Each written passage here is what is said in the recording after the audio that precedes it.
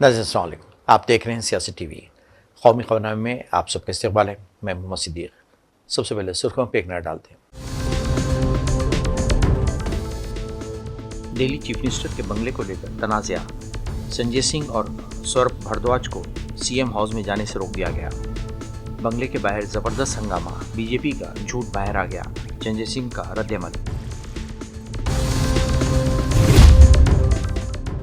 एचएमवीपी के बढ़ते मामलों से मुल्क में दहशत का माहौल, रोकथाम से मुताल्लिक़ इक़दाम के लिए बॉम्बे हाई कोर्ट में अर्जी दाखिल।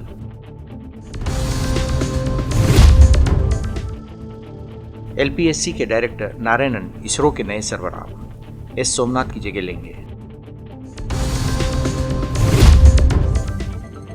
सड़क हादसे का शिकार लोगों के लिए मरकजी वजीर नितिन गडकरी ने किया कैशलेस स्कीम का ऐलान, कहा 1.5 लाख रुपए तक इलाज मुफ्त किया जाएगा।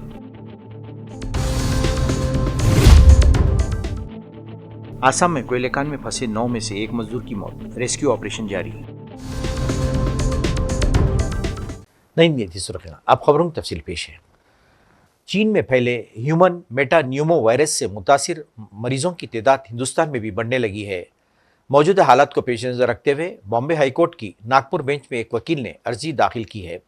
अर्जी में उस नए वायरस से मुताल्लिक़ खदशात का नोट लेते हुए महाराष्ट्र हुकूमत को फ़ाल कदम उठाने के लिए हिदायत देने की गुजारिश की गई है। अर्जी गुजार वकील श्री रंग भंडारकर ने कहा कि हाईकोर्ट ने 2020 में कोविड-19 वबा का नोटिस लिया था।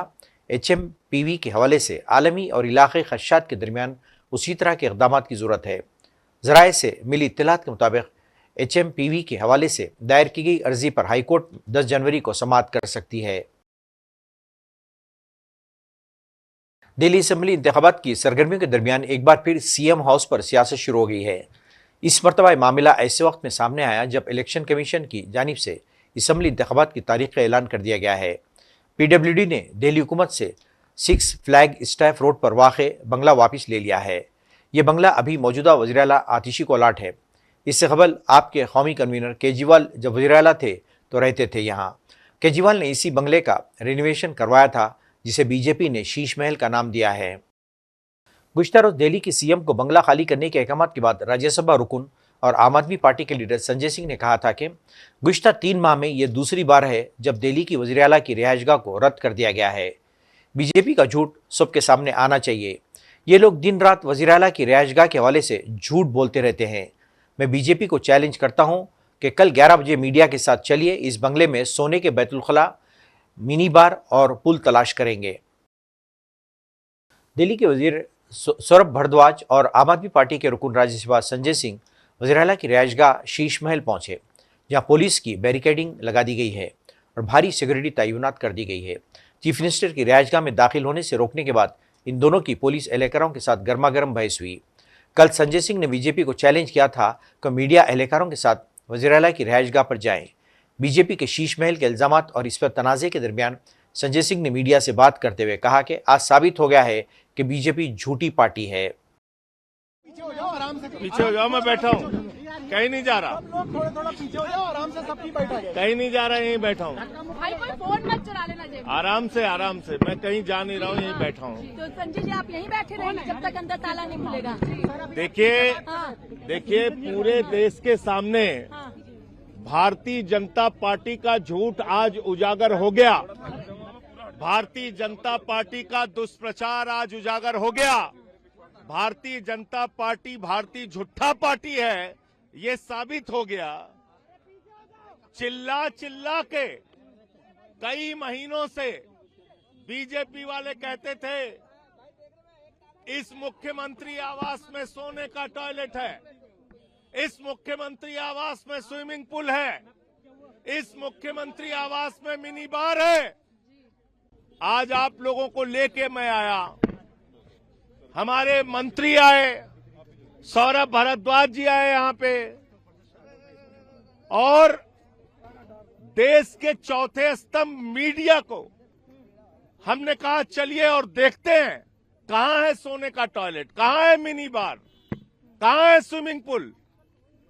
आपने देख लिया, सिर्फ 2 लोगों के लिए वाटर कैनन की बस लगा रखी है, इतने सारे पुलिस वाले लगा रखे हैं। हम कोई आतंकवादी हैं? अंदर क्यों देश के सर्वोच्च सदन के सदस्य हैं, दिल्ली सरकार के कैबिनेट मंत्री हैं, इतनी पुलिस क्यों लगा रखी है? क्यों रोक रहे हैं? इसका मतलब भारतीय जनता पार्टी झूठ बोल रही है। उनका झूठ आज पूरे देश के सामने उजागर हो गया। हम यहां अभी 10 मिनट और प्रतीक्षा करेंगे। अगर 10 मिनट तक ये वास्तव में सोने का टॉयलेट दिखाना चाहते हैं, स्विमिंग पूल दिखाना चाहते हैं, मिनी बार दिखाना चाहते हैं, अगर वास्तव में सच बोल रही है बीजेपी, तो इस बंगले को खुलवाए। काबिल जिक्र बात है कि एक रोज़ कबल बीजेपी के कौमी तर्जुमान संबित पात्रा ने वज़ीर-ए-आला के बंगले के रेनोवेशन पर होने वाले खर्च के हवाले से सवाल उठाया था।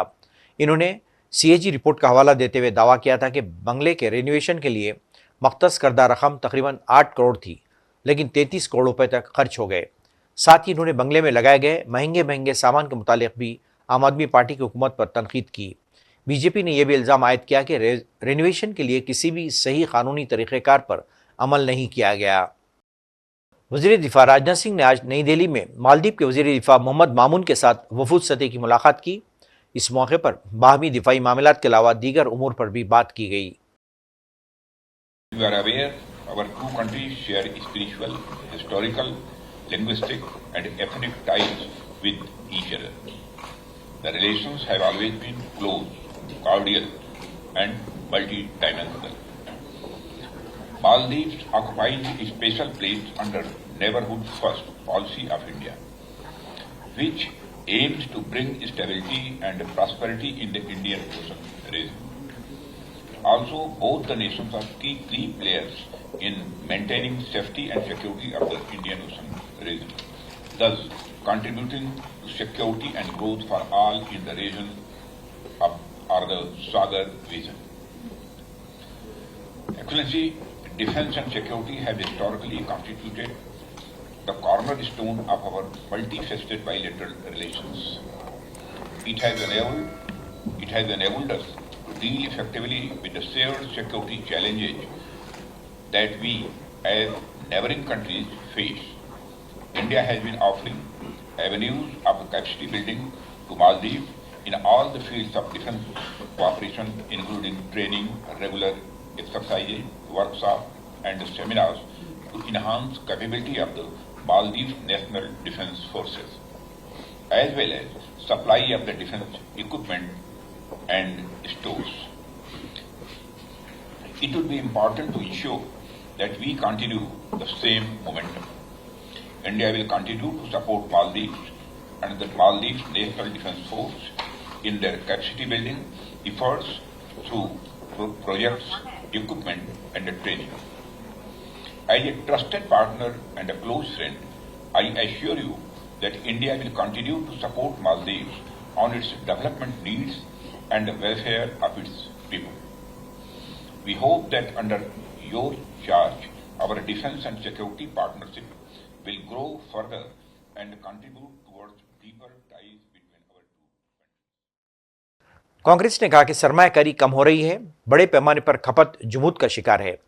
मैन्युफैक्चरिंग सेक्टर की रफ्तार सुस्त पड़ गई है, जिसकी वजह से मईशत मुसलसिल गिर रही है और तरक्की की रफ्तार भी हुकूमत के अंदाजे से भी निचली सतह पर पहुंच गई है। लेकिन हुकूमत हालात को बेहतर करने के लिए इक़दाम नहीं उठा रही है। मुल्क की मईशत के हवाले से आज जारी एक बयान में कांग्रेस ने कहा कि हुकूमती आदद-ओ-शुमार के मुताबिक रवा माली साल में GDP की शरह नमू 6.4% रहने का अंदाज़ा लगाया गया था, जो कि 4 सालों में सबसे कम सतह है। तरक्की में अहम किरदार अदा करने वाले मैन्युफैक्चरिंग सेक्टर इस तरह से बढ़ नहीं कर पा रहे हैं जिस तरह से इसे बढ़ना चाहिए। पार्टी के जनरल सेक्रेटरी जयराम रमेश ने कहा कि पिछले 10 सालों में खपत की कहानी रिवर्स स्विंग में चल रही है, जो मईशत के लिए एक बड़ा मसला बनकर उभरी है। मरकजी वज़ीर नितिन गडकरी ने कैशलेस ट्रीटमेंट स्कीम का ऐलान किया है, जिसके तहत हुकूमत सड़क हादसे के मुतासरीन के साथ 7 दिन के इलाज के लिए 1.5 लाख रुपए तक के अखराजात को पूरा करेगी। इन्होंने कहा कि हमने एक नई स्कीम शुरू की है, कैशलेस ट्रीटमेंट। हादसा पेश आने के फौरी बाद 24 घंटों के अंदर जब इत्तला पुलिस को जाती है, हम अस्पताल में दाखिल होने वाले मरीज़ के 7 दिन के इलाज के अखराजात या ज़्यादा से ज़्यादा 1.5 लाख रुपए तक के इलाज के अखराजात फराहम करेंगे।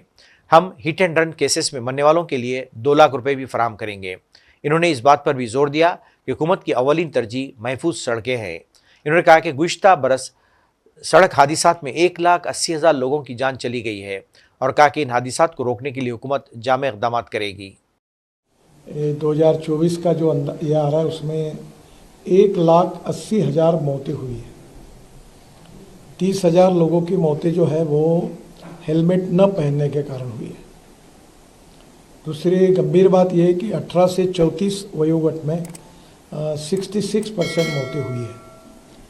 हमारे स्कूल और कॉलेज के सामने एग्जिट एंट्री पॉइंट में उसकी ठीक व्यवस्था न होने के कारण 10,000 बच्चों की मौतें हुई है।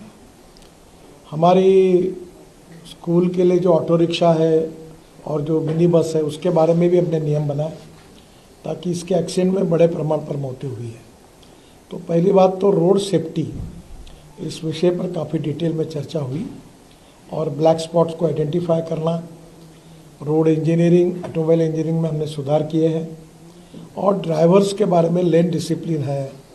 बाद में सिग्नल का कानून के प्रति आदर और सम्मान रखने के लिए ड्राइविंग लाइसेंस के न होने के कारण ऐसे भी लोगों ने गाड़ियां चलाई, उसके कारण भी करीब 3,000 मौतें हुई है। तो ये सब आइडेंटिफाई करके रीज़न पे चर्चा हुई और आगे सब ने मिलकर ये निर्धार तय किया कि हम इसको कम करने की कोशिश करेंगे। बाद में जब एक्सीडेंट होता है तो हमने एक नई स्कीम शुरू की है, कैशलेस ट्रीटमेंट, और एक्सीडेंट होने के बाद तुरंत 24 घंटे के अंदर जैसे पुलिस में इंफॉर्मेशन जाएगी तो डॉक्टर जो होगा उसको, वो जो पेशेंट एडमिट होगा उसको 7 दिन तक ट्रीटमेंट का खर्चा या मैक्सिमम अप टू 1.5 लाख रुपए हम तुरंत देंगे उसकी ट्रीटमेंट के लिए। महाराष्ट्र के वज़ीर-ए-आला देवेंद्र फडणवीस ने बीड़ के सरपंच के अहलखाना से रिहायशगाह पर मुलाकात की। काबिल जिक्र बात है कि महाराष्ट्र के बीड़ जिले के मासूजोग गांव के सरपंच को 9 दिसंबर को इस वक्त कत्ल कर दिया गया जब उसने मुबैना तौर पर भत्ताखोरी की कोशिश की मुखालिफत की। मुबैना तौर पर मुकामी रहनुमा विष्णु चाटे ने सरपंच की कंपनी से 2 करोड़ रुपए का मुतालबा किया था। इससे पहले चीफ मिनिस्टर फडणवीस ने यकीन दिलाया था कि सरपंच के कत्ल में मुलविस मुजरिमों को बख्शा नहीं जाएगा। डॉक्टर वी नारायणन हिंदुस्तानी खलाई तहकीक तंजीम इसरो के नए चेयरमैन होंगे। मरकजी हुकूमत में मंगल को खलाई साइंसदा वी नारायणन को इसरो का नया चेयरमैन मुकर्रर किए जाने का ऐलान किया है। इन्हें स्पेस डिपार्टमेंट का सेक्रेटरी भी बनाया गया है। रॉकेट और स्पेस क्राफ्ट ऑपरेशन के माहिर नारायणन 14 जनवरी को एस सोमनाथ की जगह लेंगे। सोमनाथ 14 जनवरी को 2 साल की मुद्दतकार पूरे हो जाने के बाद सुबकदोश हो जाएंगे। नारायणन भी इस ओहदे पर 2 साल तक रहेंगे। बाबा साहब डॉक्टर भीमराव अंबेडकर के खिलाफ मुबैना तौहीन आमेज बयान पर मरकजी वज़ीर दाखिला अमित शाह के खिलाफ सुल्तानपुर की खुसूसी अदालत में दरख्वास्त दर्ज की गई है। ये दरख्वास्त धमूर थाना इलाके के बंकेपुर सुरैया के रिहायशी राम खिलावन ने दायर की। मामले की समाअत के लिए खुसूसी MP MLA अदालत के जज शुभम वर्मा 15 जनवरी की तारीख मुकर्रर की है। राम खिलावन ने अपनी दरख्वास्त में दावा किया है कि 17 दिसंबर 2024 को पार्लियामेंट में अमित शाह ने डॉक्टर भीमराव अंबेडकर के बारे में ऐसा बयान दिया जिससे उनके और करोड़ों लोगों के जज्बात मजरूह हुए हैं। दरख्वास्त गुजार ने कहा कि जिस शख्सियत के पास अमित शाह आज वज़ीर दाखिला के मनसब पर फायज है, इसी शख्सियत के बारे में गैर मुनासिब बयान दिया गया है। राम खिलावन ने बताया कि डॉक्टर अम्बेडकर को करोड़ों मजदूर और गरीब अफराद अपना रहनुमा और देवता मानते हैं और इस तरह की बयानबाजी से उनके दिल को गहरा धचका लगा है। आसाम के दीमा हसाऊ जिले में 300 फीट गहरे कोयले कान में 9 मजदूर गुज़िश्ता 48 घंटों से फंसे हुए हैं। ताज़ा इत्तलात के मुताबिक कान से आज एक लाश बरामद की गई है। तलाशी और बचाव मुहिम अभी भी जारी है। मंगल की रात ऑपरेशन को रोकना पड़ा था, लेकिन आज फिर से रेस्क्यू ऑपरेशन शुरू हो गया है। इस मुहिम में हिंदुस्तानी फौज, आसाम राइफल्स, NDRF, SDRF की टीमें पीर से लगी हुई हैं। याद रहे कि 6 जनवरी को कान में अचानक पानी भर गया था। कान में काम करने वाले एक कारकुन, जिसका भाई भी वहां फंसा हुआ है, ने पानी भरने पर चिल्लाना शुरू कर दिया, जिसकी आवाज़ सुनकर कान में मौजूद 30 से 35 लोग बाहर आने में कामयाब हो गए, लेकिन तकरीबन 15 अफराद वहीं फंस गए। ये लोग गुज़िश्ता 48 घंटे से मौत और जीत की लड़ाई लड़ रहे हैं। कई बार डाइव किया गया कल, लेकिन कल कुछ नहीं मिल पाया था, तो आज फिर हमने मॉर्निंग में एक डाइव किया है। ये जॉइंट ऑपरेशन था और इसमें आर्मी के डाइवर्स भी हमारे साथ थे और इसमें एक बॉडी रिसीव हुई है, उसको अभी ऊपर लाया गया है। अभी भी पानी बहुत ज़्यादा, मतलब कि 100 फुट से करीब पानी है और जो ताक से वो भी बहुत बड़ा सैलेंस है। तो कैसे आप लोगों के डाइवर्स और इंडियन आर्मी हो या नेवी के डाइवर्स कैसे इसको डाइविंग अपने आप में बहुत चैलेंजिंग ऑपरेशन होता है, इसलिए जब भी कभी डाइवर्स का सिलेक्शन किया जाता है बहुत केयरफुली किया जाता है। जो भी आदमी डाइवर बनता है, नंबर वन उसकी फिजिकल फिटनेस बिल्कुल हाई स्केल की होनी चाहिए। बहुत ज़्यादा ध्यान दिया जाता है कि उसकी फिजिकल फिटनेस बहुत अच्छी हो, उसको स्विमिंग बहुत अच्छी आती हो, और उसके बावजूद उसको कई तरह के इंस्टीट्यूशन में बेसिक फिर एडवांस ट्रेनिंग्स करनी होती है, और कई ट्रेनिंग के बाद और कई प्रैक्टिस डाइव के बाद वो एक एक्सपर्ट डाइवर बनता है। तो ऐसे लोग हैं जो कि इस तरह के एनवायरनमेंट में किसी भी दूसरे पानी में डाइव करना एक अलग हर इस तरह की डाइविंग एक टोटल डिफरेंट एक्सपीरियंस है, जिसमें कि बहुत ही कन्फाइंड स्पेस है, बहुत ही अंधेरा अंदर होता है, कुछ दिखाई नहीं देता, फिर हमें पता नहीं होता कि इसके नीचे क्या क्या है, क्योंकि जब इस तरह का कुछ। यौम जमहूरिया के दिल्ली में होने वाले मरकजी जश्न की तैयारियां शुरू हो गई हैं, जबकि कड़ाके की सर्दी में फौजी जवानों ने कर्तव्य पथ पर यौम जमहूरिया परेड की रिहर्सल का आगाज कर दिया है। फौज, फिजाइया और बहरिया के अलावा एनसीसी के कैडेट्स भी पूरे जोश व खरोश के साथ इस रिहर्सल में हिस्सा लेते नजर आए। मौसम सरमा की मश्क के एक हिस्से के तौर पर गुलमर्ग में अफरवाद पहाड़ियों पर कंट्रोल ब्लास्टिंग की गई। ये धमाके बैनुल-अक़वामी और मुकामी सयाहों और स्कीइंग के शौकीन अफराद के लिए बर्फपोश पहाड़ियों पर ढलवानों को तैयार करने के लिए किए गए थे। असल मश्क का मकसद सयाहत के सीजन से पहले खित्ते में बर्फानी तोदे के खतरात को कम करना था। कंट्रोल शुदा ब्लास्टिंग के नतीजे में एक मुनज़्ज़म बर्फानी तोदे का इंकशाफ हुआ, जिसकी स्नो सेफ्टी ऑफिसर और इनके अमले ने कड़ी निगरानी की। यह कंट्रोल शुदा ब्लास्टिंग मश्क कई साल से एक मामूल के मश्क है, जो खित्ते में हिफाजत और इसके अंग की महफूज तैयारी को यकीनी बनाती है। Today we were performing avalanche mitigation to prepare the ski area for opening to guests for skiing and snowboarding. That avalanche mitigation uses explosives to artificially trigger avalanches within the area of the ski area. What you should do after you finish your interview with me is pan up to the entire mountain range and notice that one area is the inside of the ski area. The rest of that area is outside of the ski area. Now, we do not apply avalanche mitigation to those areas because they are not specifically the ski area. Within the ski area, our risk management plan uses explosives to try to render those slopes safe so skiers know where they can go. What message you want to give to? हम पिछले 3 दिन से ये actually exercise कर रहे थे यहाँ पर, तो हम कैसे ये स्लोप मिनिमाइज डेंजर करेंगे, कैसे हम ये सेफ करेंगे उन स्कीयरों के लिए जो बाहर से आते हैं। तो ये हमारा हर साल का प्रोग्राम यही होता है कि हम पहले ही जब भी बर्फ़बारी हो रही है तो हम पहले मिनिमाइज डेंजर कर रहे हैं, हम कोशिश कर रहे हैं कि हम स्लोप सेफ करें, क्योंकि जो हमारे स्कीयर्स आते हैं उनके लिए कोई परेशानी फिर। नाज़रीन, आखिर में सुर्खियों पे एक और नज़र। दिल्ली चीफ मिनिस्टर के बंगले को लेकर तनाज़ा, संजय सिंह और सौरभ भारद्वाज को सीएम हाउस में जाने से रोक दिया गया। बंगले के बाहर जबरदस्त हंगामा, बीजेपी का झूठ बाहर आ गया, संजय सिंह का रद्द-ए-अमल। एचएमवीपी के बढ़ते मामलों से मुल्क में दहशत का माहौल, रोकथाम से मुताल्लिक़ इक़दाम के लिए बॉम्बे हाई कोर्ट में अर्जी दाखिल।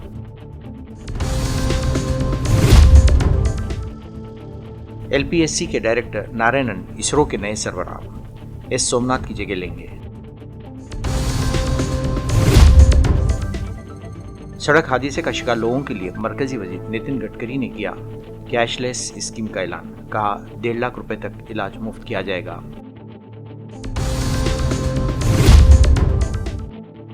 आसाम में कोयले कान में फंसे 9 में से 1 मजदूर की मौत, रेस्क्यू ऑपरेशन जारी। नाज़रीन, इसके साथ ही कौमी खबरनामा खत्म होता है। मुझे और सारी सियासत की टीम को इजाज़त दे। अल्लाह हाफ़िज़।